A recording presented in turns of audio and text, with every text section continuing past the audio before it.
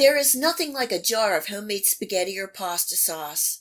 The taste of homegrown tomatoes, dried herbs, and lots of love all in 1-quart jar.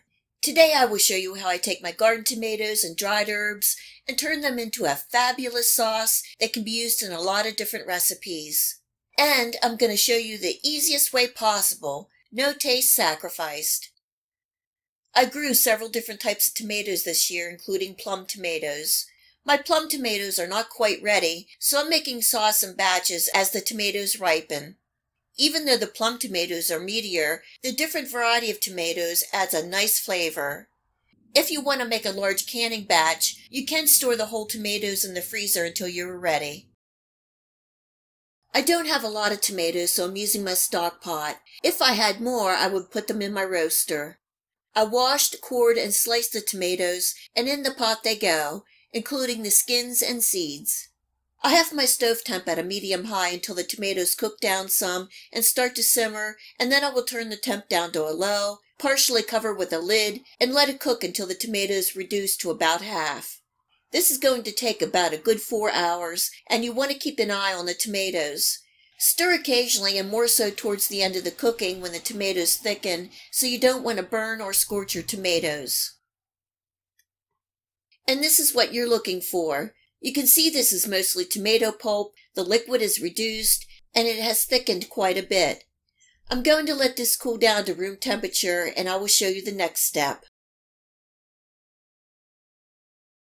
I used to be the good little sauce maker and blanch the tomatoes, skin the tomatoes, and run them through a hand mill.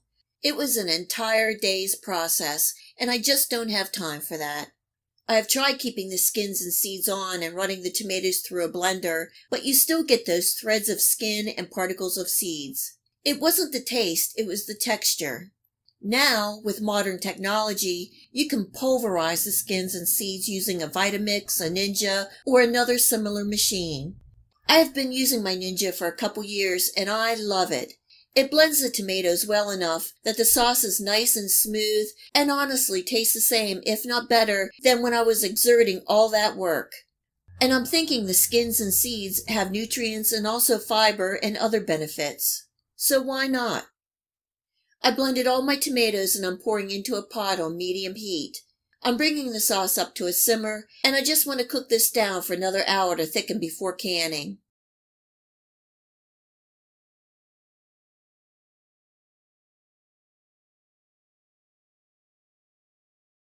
I'm adding in 4 large cloves of minced garlic, 1 tablespoon of sugar to balance out the tomatoes, and this helps take away the bitterness. I'm also adding in a 1/4 teaspoon of garlic powder, 1 tablespoon each of Italian seasonings, oregano, and basil.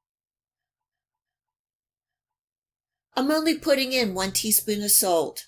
When I open the jar of sauce, I like to add more herbs while cooking to pop those flavors.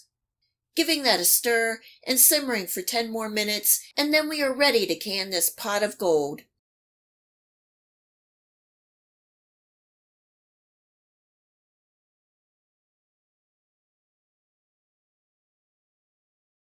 To safely home can tomatoes or tomato sauce, we need to bring up the acidity level of the tomatoes, and how we do that is with bottled lemon juice, citric acid, or vinegar. I'm using bottled lemon juice. Pint jars require 1 tablespoon of lemon juice, and for quart jars it is 2 tablespoons. Because I'm pressure canning, I'm filling the jars and leaving 1-inch head space.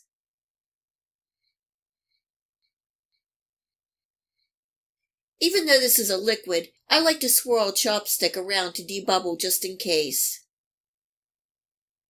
Giving the rims a wipe with a white vinegar cloth.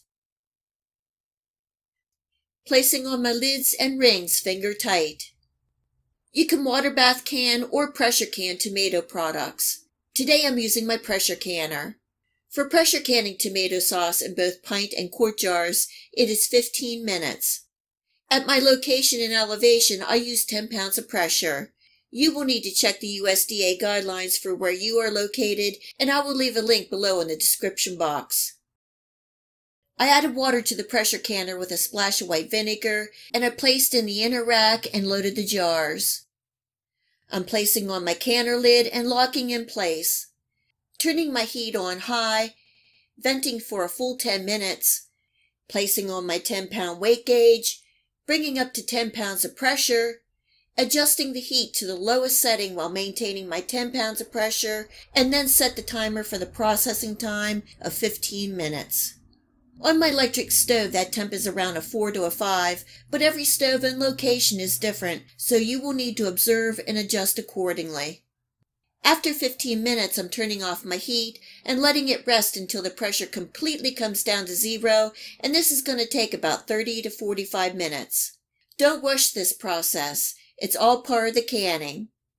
After the gauge registers 0, remove the weighted gauge and let it rest for 10 to 15 more minutes before removing the lid. And here are those little pints of gold. This pasta sauce is so good and convenient. I of course use it for serving over pasta, but it's also good in lasagna, casseroles, and soups. Meat broth is my #1 item that I can, and tomato products would fall second in line. Placing the jars on a towel in a draft-free area. These jars will rest for 12 to 24 hours. After 12 hours, I remove the rings and make sure everything is sealed. I let them rest for the full 24 hours, and then I give them a good wash, label, and place on the shelf. This is one of those convenient meals when I use the pasta sauce. In a skillet on medium heat, I added a pint of pasta sauce and added a few fresh seasonings to brighten the flavor. I added a sprinkle of garlic powder, oregano, and basil. These are frozen beef meatballs from Sam's Club. Yep, this is a quick, convenient meal. I read the ingredients in the meatballs and they're not all that bad. Giving them a coating with the sauce, bringing up to a simmer, and cooking until the meatballs are heated through. Sprinkling the top with some grated mozzarella cheese, turning off my heat, covering and letting the cheese melt for a minute.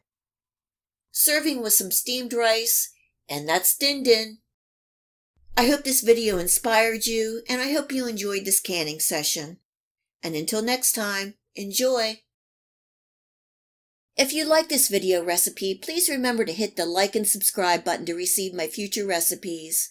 Please feel free to share my channel with your friends and family. It really helps my channel grow and it is greatly appreciated.